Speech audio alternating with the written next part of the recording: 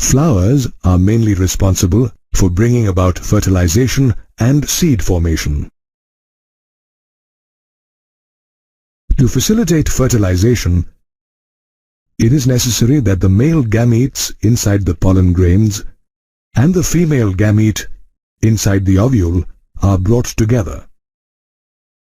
However, since the gametes are immotile, pollen grains have to be transferred to the stigma.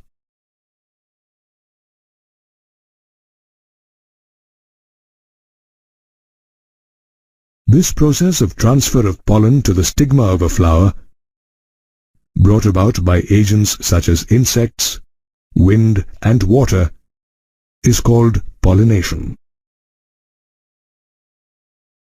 Pollination can be of two types: self-pollination and cross-pollination.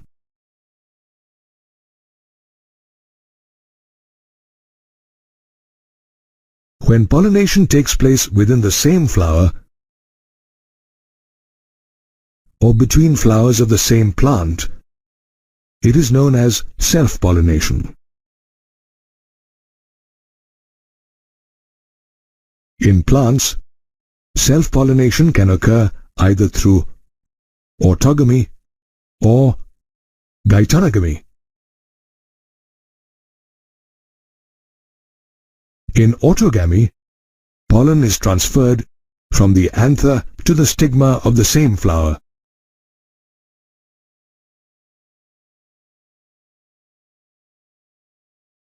And is seen in cleistogamous flowers or flowers which do not open at all. Produced by plants such as viola, oxalis, camelina, and Arachis hypogea or peanut. The anthers and stigma of these flowers lie very close to each other. When anthers dehisce, pollen grains get deposited on the stigma, which ensures the production of seed sets even in the absence of pollinators. Autogamy, however, is rare in chasmogamous flowers, which open and expose their anthers and stigma, as it requires synchrony between pollen release and stigma receptivity. In geitonogamy, the second type of self-pollination, pollen is transferred from the anther of one flower to the stigma of another flower of the same plant.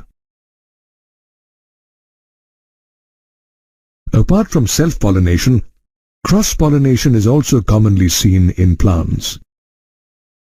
This type of pollination involves the transfer of pollen grains from the flower of one plant to the stigma of the flower of another plant of the same type.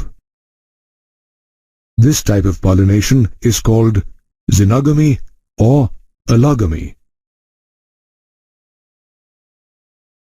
Interestingly, xenogamy is the only type of pollination that brings genetically different types of pollen grains to the stigma.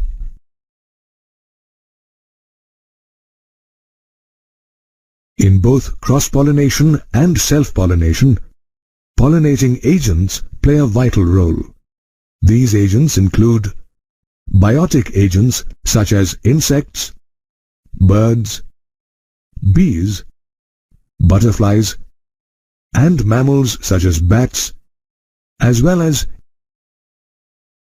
abiotic agents such as wind and water.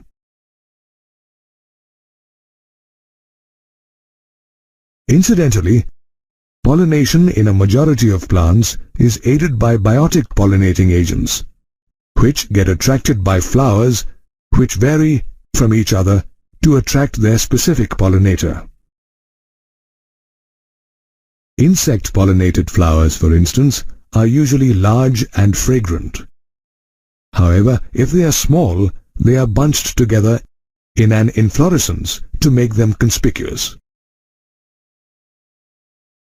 Moreover, these flowers produce pollen grains as well as large quantities of nectar to reward the agents.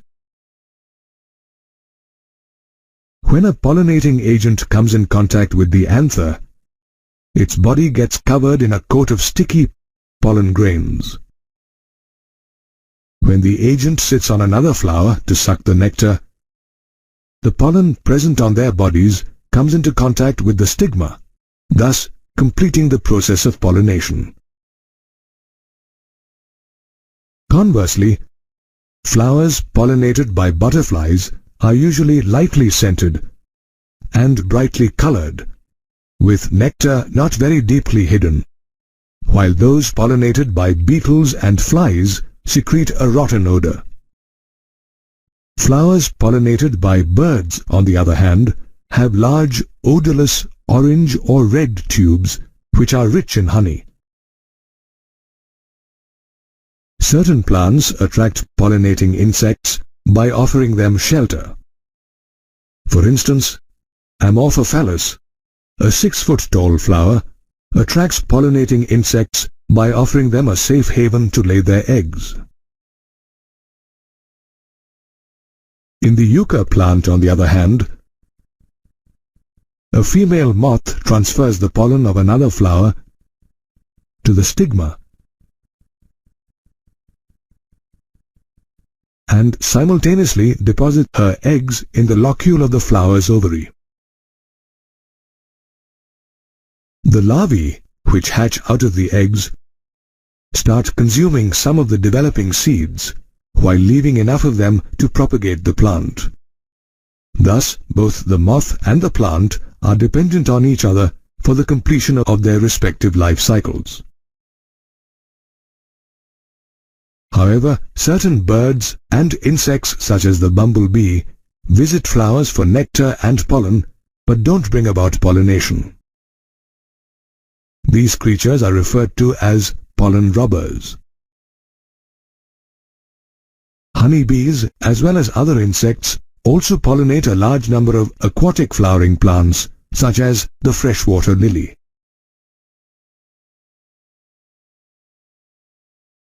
However, in certain freshwater plants such as Vallisneria and Hydrilla, and marine seagrasses such as Zostera, pollination occurs by water. This is also known as hydrophily. In Vallisneria, for example, the female plant produces a long-stalked female flower that reaches the surface of the water. The male plant, on the other hand, remains submerged in water, where it produces several tiny floral buds. Upon maturing, the buds rise to the water's surface and open up to expose the anthers.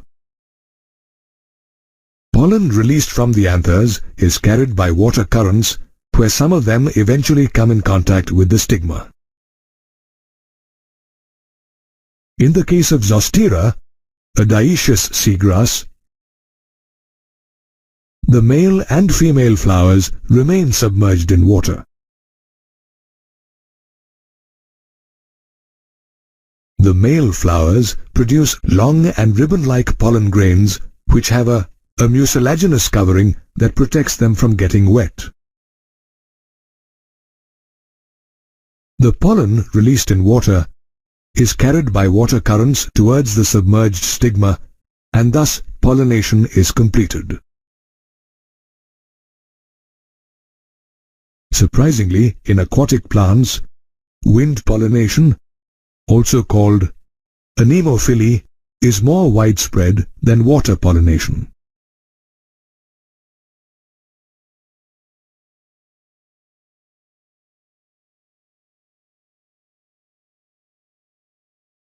Wind pollination also occurs in terrestrial plants such as grass, bamboo, coconut, and maize.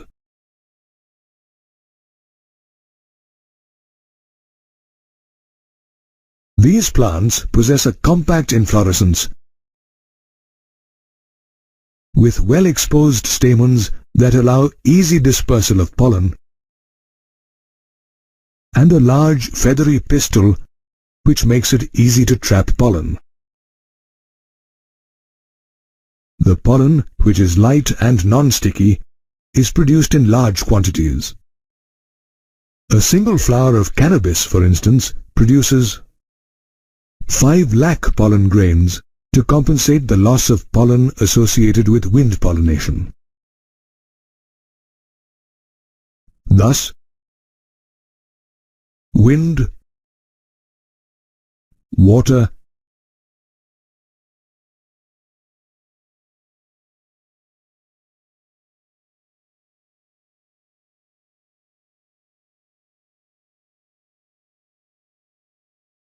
as well as biotic pollinating agents bring about pollination.